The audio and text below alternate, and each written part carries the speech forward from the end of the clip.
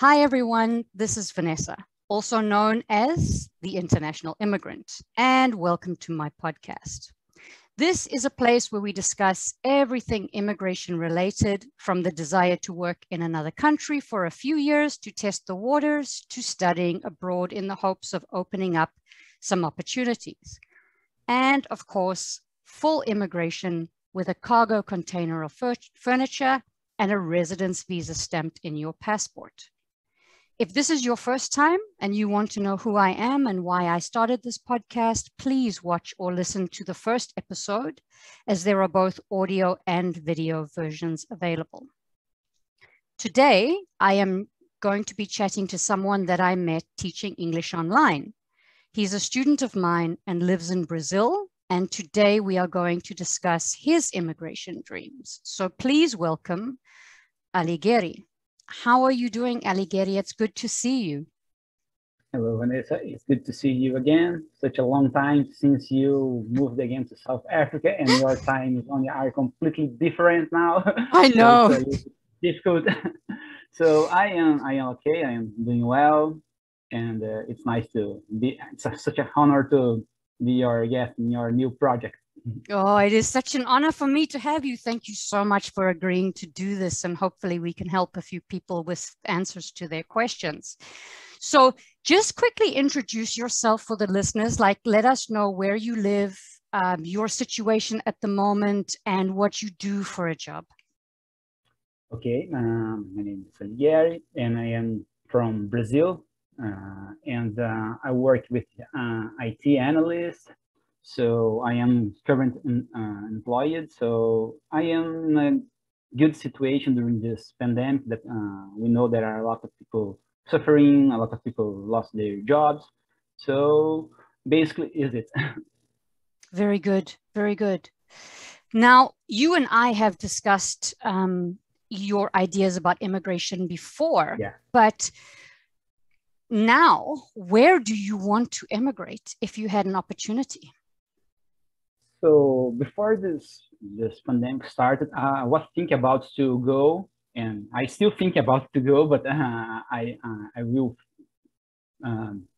before wait for the situation become normal again. But my main wishes are going to countries where people speak English as a native language or Spanish as their native language, in order to learn more and improve my skills and to get the opportunity to live in another culture. So I'm just curious to know how the environment works and different to be opportunities to work and live in another place instead just go by the like a tourist, for instance. I think it's a completely different situation. It is a completely different situation. So so where do you want to go?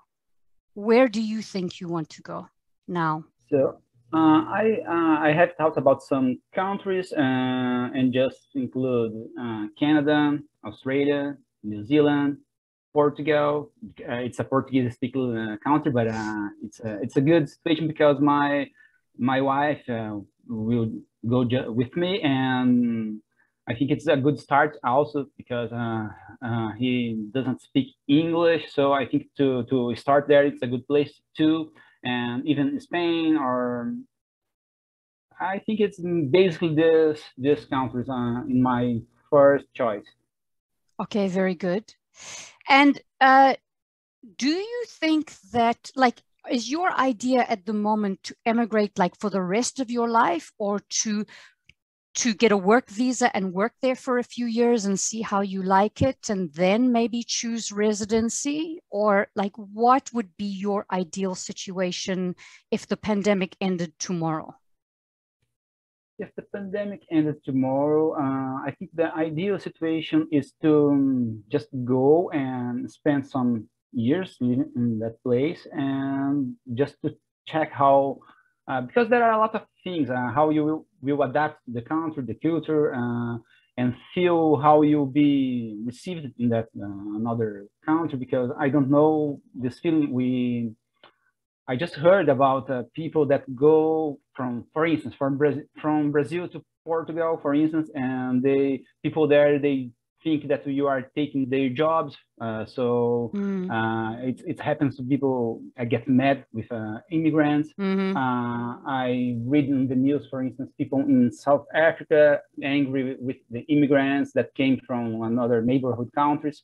So I really don't know how to expect. So it's not definitely decision. So I would like to go to some country and spend 1 or 2 years, and okay, I am adapted here, so I can stay. Or no, I would like to just move to another country and live in another place, because I think to immigrate,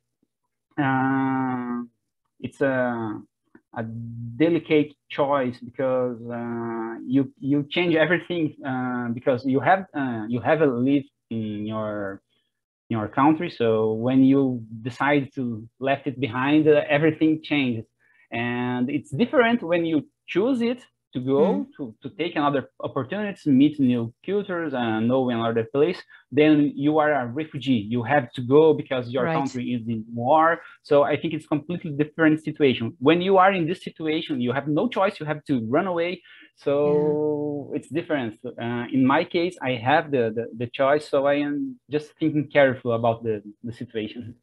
And that's very good. I mean, to be perfectly honest, I thought very, very carefully about my first and second immigrations. And then when I tried my third, fourth, and fifth, it was just sort of, some of it was well planned and some of it was just fly by the seat of my pants, which is an expression we use, and that doesn't always work out so well. But I just want to go back to what you said about the people and getting upset about immigrants are taking our jobs. I will say this to you, Aliguieri, and you know, I don't need to relist the countries for you. I've listed them for my listeners in my first episode. But wherever you go, you are going to find idiots who say that, oh, immigrants are taking our job, go back to where you came from.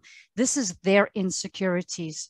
In every country that I have lived in, I have also met amazing people who don't even care that I am an immigrant. Once you make friends and once you integrate, or they're interested in learning about you and your culture and where you come from. And so you find idiots everywhere and you find great people everywhere. And the thing is, once you find like a community of great people, you really don't care that there are idiots around having issues with immigrants. One of the things that I really loved about, and I love about Canada, is they call immigrants new Canadians. They don't call them immigrants, they call them new Canadians. And I really like that. I think that's quite a sweet way of thinking about it. It doesn't mean that you lose your culture, but I really like the way that they talk about it. So I just want to, because I have a history with you, and I know that when we started speaking, and I was in Canada when we started speaking, Canada was at the top of your list. Is it still at the top of your list? I have no top list. How can I explain? There are this place that I would like to go, but every country that in my mind during my research, they have this pros and cons. Cons, exactly. So I think so. Canada, it's in the high position of my list, but I would like to know, to hear your side, because I know that you have been in other countries such like Australia and New Zealand, and based in your own experience related to the country that you had before and you lived some time in these countries, what country in your own experience do you have the more good memories or more good histories, and do you definitely recommend? That's such a good question, and thank you. I'm so glad you asked that, because the one thing that I have learned is when you choose a country, and you may not know initially, and I just don't see anything wrong with going and trying and then trying something else. It's more difficult if you have children. I don't have children at the moment. You don't have children, so that makes it easier. But a country is like a friend, really. I mean, you need to move somewhere where your personality and the personality of the people in that country work well together. So I mentioned in the first episode that I really didn't enjoy my time in New Zealand. There's nothing wrong with New Zealand. It's a beautiful country. But my personality and the personality of and the culture in New Zealand just didn't work together. I had a great time in Australia. And to be honest, I think a lot of Brazilians would really enjoy Australia. The weather's great and you guys are used to hot weather. The people are friendly and they laugh. You have a large, I think there's a large South and Central American group of people in Australia. The US also has a lot of life and there's a lot of fun there. And there's people from everywhere in the US, but the US is more difficult in terms of healthcare and like pension funds and security, like social services and welfare system and security. If you lose your job or if you need some time out, it's more difficult there because it's not as good an infrastructure. You know that I love Canada, but I think Brazilians might die in Canada. Now, I don't want to tell Brazilians not to go to Canada because there are many Brazilians in Canada, but a lot of the Brazilians that I have spoken to, that's the one thing that concerns them about Canada is the cold weather. If you don't like cold weather, don't go to Canada because it's cold for like 6 months of the year. Yes, I guess, although I live in the south of Brazil, that it's cold during the winter, but I know that's not compared to the cold on Canada. There is no, because the winter in south of Brazil is like 3 months, right? Yes, and it's a less small part of the south that even snow during the winter. So I can't imagine how you can spend, I don't know, 3, 4, 5 months during the cold weather and a lot of snow. So I think it's not a. You For get instance, used to it. You get used to it. You get used to driving in it. I mean, everything is warm in Canada. That's the one thing. Your houses are centrally heated. Your offices are centrally heated. The mall is centrally heated. The only time you're really cold is if you're kind of outside walking, doing exercise, or walking from your car to something, then you get cold. But for people who love the outdoors, they might find it a little bit more difficult. Now, I persevered. I walked sometimes twice a day all throughout winter, unless it was like minus 28. And then I just did yoga inside and I didn't move. But the clothes there help you become equipped for it. But I know you like to ride bicycles and I just don't see you riding bicycles in minus 10 degrees. Yes, I think it's a difficult thing to do. But a bright side, if you are living on Canada, it's because when the weather gets a little bit hot, so you enjoy more, yes, because you are waiting for this moment. So you are just waiting for that moment and okay, let's enjoy the summertime. And the summer is divine. It's absolutely divine. You know, I lived in Texas in the United States. I really loved it. But Texas has like 3 months of 40 degrees Celsius, like every day. And the summer in Canada is divine. It's perfect. Like it's not too hot. The evenings are just wonderful. So it's absolutely gorgeous summer, I think. Yes. And no, go on, please. So my next question is, how do you expect life in the country that you choose to be different from life in Brazil? It's a good question because how can I explain? I when I did some research about countries, we basically look with the tourist spots and the background history, but it's difficult to find or find information if you don't dig it properly. How the life works on the daily basis there. So when you got there and you have stuff to do, go to the job, come back home, and do your stuff. So I have no idea what I can expect. Just a lot of questions. How, for instance, how when you went to the Canada for the first time, when you arrive in your neighborhood, how did you do to get your first apartment or your first rent, or how it works in the practice?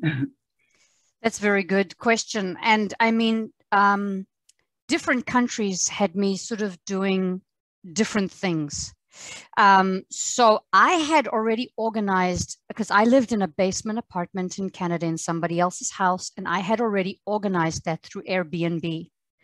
So also when I went to Costa Rica, I arranged it through Airbnb. In Costa Rica, I was only able to give myself 3 weeks to figure out what to do, because somebody else had a reservation after me. But in Canada, I booked it for 2 months, and then I sent him a message saying there's a possibility of me extending, because I didn't know how long I was going to be there.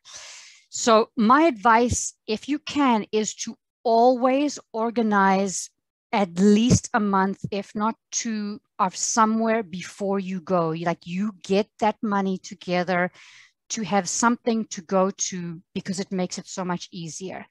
And your English is like really good, I think. And so you would have no issues asking people or your host, because an Airbnb always has a host.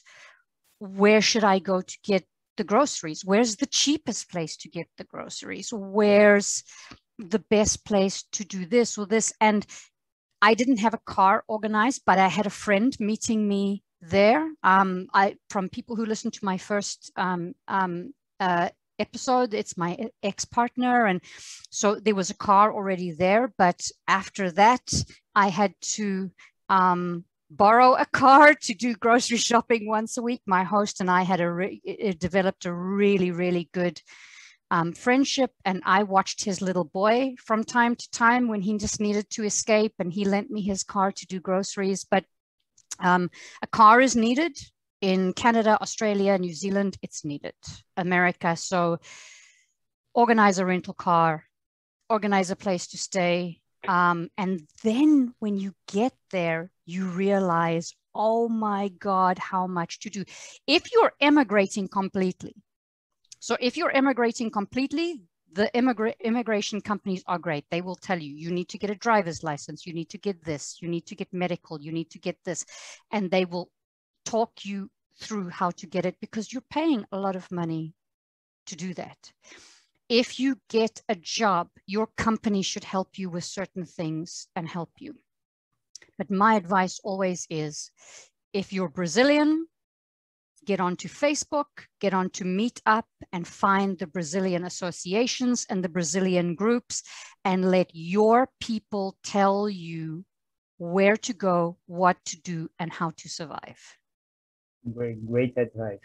Because it's another thing that I was about to ask to you, because when you are in your own country, you know the rules, you know how to deal with you. Oh, I am sick right now, so I can go to the hospital and get be able to see a doctor, etc. But I don't know how it works within another country that I don't know anyone, because okay, if I got the luck to be ill in 2 years, I will be able to know more people. But if I have this bad luck and just arrive in that place and get sick, get ill, so what I do? I don't have healthcare, I don't have anything. So what could I do if I deal with a situation like this? And it basically depends on where you go. I mean, if you like, I know that the US has like more of an emergency room kind of situation. Like, if you are sick, you kind of go to the emergency room. In Australia, I think in Canada, I never had to go. I haven't had health insurance for 3 years, so I just basically have told my body not to be sick. But in Australia, you just you find a local doctor. They're everywhere. In New Zealand, it's the same thing. You kind of, if if you're having an emergency, no matter what country you're in, you need to find an emergency room. Yes. If you're going to a job, your colleagues will help you. But if you don't have healthcare, you're going to have a relatively large bill, depending on, like, if you come from Brazil and you go to Australia and you have to pay $90 to go and see the doctor because you're not feeling well, you're going to feel that bill because you've been earning reals. You have not been earning dollars. Exactly, $90 almost 600 reals right now. So it's half of the minimum wage here in Brazil. So that's the higher end. I mean, the doctors that I went to when I left Australia, the doctors that I was going to, and they're terrible. They do kind of pump you out, like this sort of line of people, I don't know if it's true, but I'm assuming in South American countries, you have a conversation first. It's sort of a more kind of slow kind of chat culture, I think, from my understanding. But like, if your appointment is less than 15 minutes, 15 minutes, 15, it's $60. The moment it goes 1 second over 15 minutes, it was $90. Yes, this is completely different from the situation here. Yeah. And I just asking it to you because when you travel, just like a tourist, you can book an insurance in advance, so you do these things, and when you go to the country, you barely go to the grocery, you just go to restaurants, and if you got sick, you have this insurance covering you because you just take this insurance in advance, but you only take this insurance for 15 days or 20 days when you go on a vacation trip. But when you really move it to a country, I think it's the better solution. I don't know, but it's to get a job, and this job offering you a healthcare. Correct. I don't know how it works. Yes, correct. So from my experience, and bear in mind, I did not work in the US and I did not work for a Canadian company. I taught English online when I was in Canada, so I never had to take. When I studied in the US, you had to buy insurance for an international student. It was $1,500 a semester. Yeah, it's every 6 months. It was very expensive to study overseas, but yes, if you get sponsored, if you get a work visa, there should be healthcare that comes with that. That is part of your package. Okay, and about these countries that we talked before, which of them do you think it's easily to get a work visa? What do you recommend to start this adventure? That's also a good question. And I will go back to saying, if the country needs your skill, they're all easy. Okay, if the country needs you, they're all easy. However, a lot of my students say that at the moment, Canada is the easiest because they are actively recruiting for immigrants. So, Australia has 24 million people. New Zealand has 5 point something. It's very small. They do need skills. If they need, like my sister was living in London for almost 20 years, I think. She was headhunted. She was headhunted to Australia. It was so easy for her to get a work visa because they came after her. They wanted her skill. So if you have a skill that the country wants, it will be super easy, super easy. It also depends on the government, though. I have a skill that the US really, really needed, but because of the administration at the time that I went in 2017, there was a very negative anti-immigrant sentiment in the government at the time, and so they made it very difficult for schools to sponsor teachers. And so schools basically just said, look, we're just going to do without. We'll just figure it out based on the population here. And so they stopped. But from a residency perspective, Canada is the easiest at the moment if you've got the points. Yes, also related to Canada, I used to see a lot of advertising or campaign here in Brazil related to work opportunities in Canada. They are always recruiting here, but most of the time is just for the French provisions in Canada. So they ask to you, or it's a requirement that you are be able to speak French. So I would like to know if the most of the job opportunities are to the people that are capable to speak French, or there are another regions or another province that you can go without knowing French.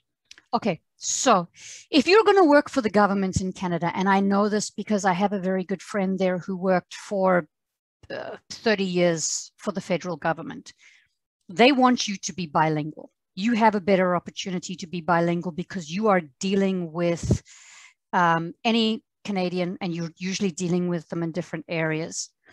If you're getting a job in a company where you're doing IT like you do, no. Unless you're living in Quebec, or which is the province where is the most French speakers. Yes, most of the time the positions are offered to the Quebec region. Right. So obviously Quebec really needs IT people at the moment. And then yes, you will need to speak French. New Brunswick has the second highest French population. That's in the Atlantic provinces. So you've got New Brunswick, Prince Edward Island, Newfoundland and Labrador, and Nova Scotia. Okay, and they are called the Atlantic provinces. They're on the side, and they actually have a very high need at the moment. They've got a nomination program. So if you go onto the different provincial websites, they will tell you, and the whole Canadian, the main government website for Canada. In Australia, it's called a skills shortage list. I can't remember what it's called in Canada, but if you type in like skills, jobs needed in Canada, you will see their list, and they update it often. We need these, and these type of people. And if Great. you fall into one of those categories, your chances are very high because that is what they need at that moment. I think it's a great tip. And it's another question because I stopped to look to position during this pandemic, but I guess that in the next year I will start to look for new positions again. But most of the time when I look for these jobs, I only use the LinkedIn too. So you told me that if you enter to you look on the region website and look for more specific region, you have more, you really will know what kind of person, what kind of skill they are looking for. So I think it's a good, if you could put in the link in your channels for the people that would like to do this research. So I would like to get opportunity in New Scotia or another part of Canada. So to put the link where people can see these opportunities or see how to fill in this position. Yeah, because I don't. Yes, because most of the time we just depend on the LinkedIn job position. Absolutely. And for anybody listening that does want more information about finding work, on my YouTube channel, there is a video called Finding Work. And in there, I list the main websites that each country uses. So for example, Australia uses Seek. Indeed is a very big website in Canada and the US. I think the US also uses Monster. So I do have a video that's dedicated to what you should think about when you create your CV, what you should think about when you create your cover letter. What are the biggest websites in those countries? And yes, I am more than happy to put them as links on this YouTube version of the video version of my podcast. Absolutely, really good question. And there are very specific websites. It also goes a little bit further to things that I couldn't possibly post because there would be so many of them. So sometimes IT people need to use this one. and engineers need to use this one. But I have found that basically things like Indeed for North America, yes, if you have an IT, a networking position, and you put it on the specific website that a lot of IT people go to, it will also be on Indeed. A lot of them sort of do that. And LinkedIn is important. LinkedIn profile in English is important if you're looking for work in an English-speaking country. Yes, I just asked you about this website because we know LinkedIn is globally, so you can find jobs anywhere. But related to this website from jobs search, for instance, we have a lot of them in Brazil too. But we that are used to this website here in Brazil, we know what is okay. This is a good website to search job, but this is another one. It's not so good. So I think in the another countries the same thing. There are a lot of websites to look for jobs, but one are better than others, and I think that only people that live there can tell the difference between them. Correct. And something else that I would just add to this, look, it's something that I live by and other people may not, but for me, it has worked well. And it's the idea that there's a saying in English that says, what's meant for you will never pass you by, which means that if there is a job for you, I can guarantee you that if you go to the main website or you go down a certain channel, you'll find that job, because it will be for you. Like, you will find it. Going crazy searching every website, you'll just drive yourself crazy, waste time and waste your energy. You have to have faith that you are being guided and taken to where you need to be. And if it's not for you, I mean, work for it, work hard for it, do the work, have a good profile, put the effort into your resume or CV. And also in that video, I say that they use a resume in North America, they use a CV, and it's just slightly different with how many pages and how detailed it is. But you'll find it. You'll find that job or that opportunity where you are meant to go. Look for it, but please don't drive yourself crazy. Yes, I agree with you. And when you can see this job, if another good tip or another good advice, and if you see this job position and you perceive that they require some specific skill, and this skill, and you can study a little bit more to be more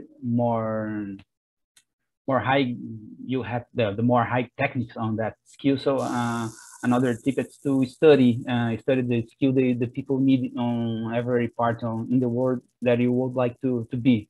So if in Canada, for instance, they are needing people with determined skill, so you have to study the skill and then apply to the job before you, because I think it's difficult if you there are a lot of people here that use to lie in this resume. So right. Okay, I know this skill, I have this skill, but okay, then you depart from Brazil and arrive in Canada, and they you test you and you don't know nothing, don't know anything. So true, yeah, true.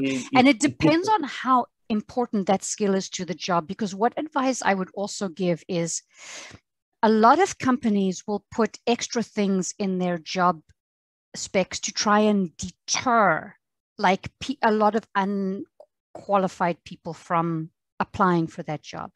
If it is not an essential skill, but it is a preferred skill, just apply for it. And in your cover letter, say, I am aware that I do not have this skill, but I am studying it now and I will learn the skill. Like, just try, because that job will only be there sometimes for 2 weeks or 3 weeks, and then they close it down, and so just give it a go, because the only thing you are losing is time in applying for that job and writing that cover letter. That's all you're losing is time. If they say no, they say no. You've lost nothing. Yes, I completely agree with this. So do you have any more questions for me? Because I have 2 last questions for you. Do you have any more for me? No, you can go on Okay. with the So question. If I these, remember another, I can ask you. very good. So these two questions, I don't know. I like to sort of end with these two questions because for me, they are actually important. The first one is, what are you afraid of about making the move to another country? So one of the things that I am afraid of, I think that I already told you in another question is, I not necessarily need to go to another country because I am Right. not a refugee. I am not. I don't have this necessity to go. Mm-hmm. Only for my will. Only for my will to meet another place, to know another culture, and to. And one thing that I would like to go is to do is to visit a new place. For instance, I was thinking to go to the Portugal because being there, I will be able to visit more places that I don't know. So it's closer to another that make borders with more places that's difficult to get departing from Brazil. Because okay, I would like to visit France, for instance. Mm-hmm. I have to take a flight and go to the Europe and then come back, and it's expensive. Right. And once you just leave it there, it's closed. It's closed. You can visit this place. And one thing that I like to do is to travel to meet new place. So I think that when you get the chance to work abroad, you just are meeting a place every day. You can go to every neighborhood. So every day will be a new day for you, a new opportunity to meet new things. But more than that, you are living in another continent, in another spot on the planet, so you can see more things that you are not used to see in your daily basis. In my case, for instance, that I was born and raised and just live in the south of Brazil for my entire life. And I just go abroad 2 times, one to Uruguay and another to South Africa. So, and it's a wonderful experience to meet new cultures. So I think it's a good opportunity to work in another country and be able to travel around that country. So, but it's just a choice. I don't have this necessity, this need to go there. So, I think that I can regret to just leave behind a life here to try Okay. another life in another place that it's not really a necessity, because I Okay. know a lot of people that go abroad, but in another circumstance. For instance, they lost their job, they lost their family. I don't know, a lot of circumstances. Okay, I don't have anything here rolling, so I just go. So in my case, it's a little bit different, and this makes me think more about the decision to take. So But you're potentially concerned about leaving your family. You're potentially concerned about how that's going to affect you to like leave your family behind. You know, obviously you will go with your wife, but you have to leave your parents behind. That concerns you? yeah, this concerns because I just live in 100 kilometers from Right. them. So once in a month I can go there. But if I go to Australia, for instance, will Mm, be a lot of kilometers from from. It's difficult to came one one one time on here. I don't know, but it's one of the concerns. But there are others, and but I am trying to not over worry about it too much. If I tell you today, I am more bending to go to abroad when I have the opportunity than mhm. stay here. Very good. And I agree with you. Look, I have lived away from my parents for 18 years. Now, at the moment, because of the pandemic, I cannot go back to Canada. So I have been here for 5 months. It is the longest amount of time I have spent with my family in 18 years. I'm fortunate that my parents are very supportive. You know, my sister lives in Australia. She lived in London before. I've lived in different countries. My sister comes back every year because she can afford it. I have not been able to afford that. So I used to come back every 3 or 4 years. But my parents are very accepting of that. And I have no other family really. So I haven't had to worry about that, but it's a very valid concern. So the last question I have is, what do you feel confident about in moving to another country? I feel confident. Speaking the truth, I doesn't feel confident to move another country. It's one of the reasons that I accepted to be your guest in your new project, to take more doubts. Yeah, but you know you have me. You know you can just call me and say, okay, this is where I'm going. Get hold of some of your friends. Yeah, it's exactly, and I really appreciate it. And but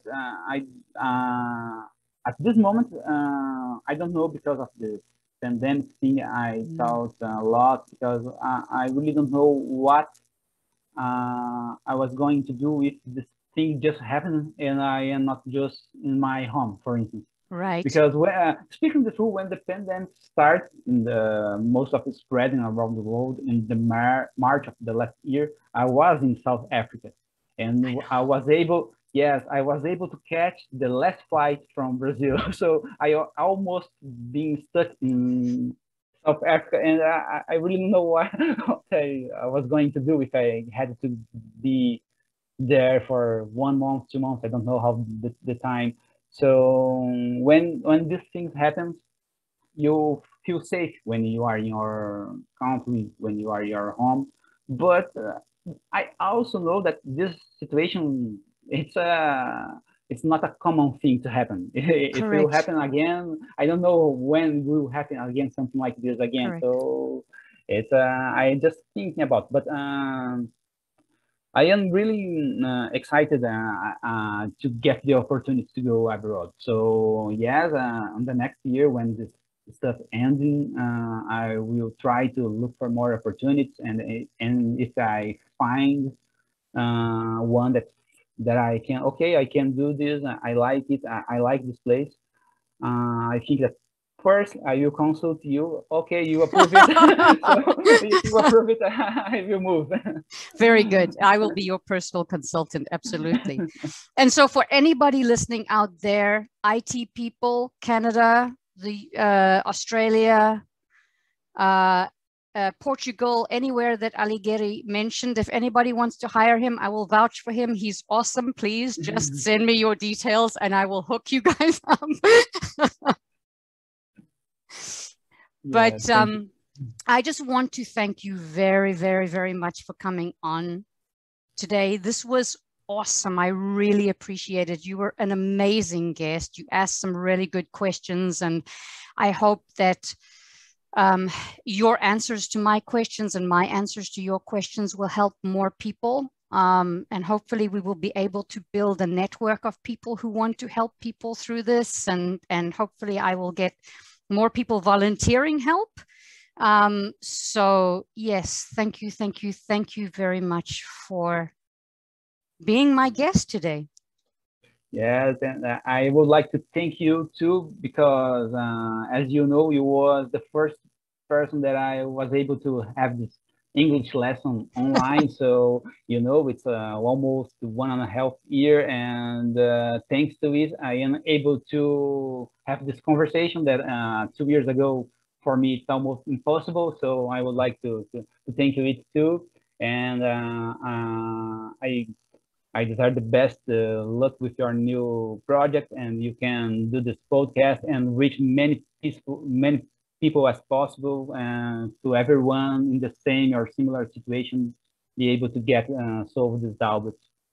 Thank you so much. I hope so too. I hope that it explodes, because I just want to help people achieve their dreams, including you. So anybody out there, please get hold of me if you want Aliguieri's details. But to the rest of you, thank you all for listening. If you want to see the video version of this podcast, please go to my YouTube channel, International Immigrant. You can follow me on Instagram, international__immigrant. If you have any questions based on what you've heard so far and you'd like me to answer them, or you'd like Aliguieri to answer them, you can send them to me, please. Ask in the comments sections under my YouTube video. And so from my international immigrant journey to yours, see you next time.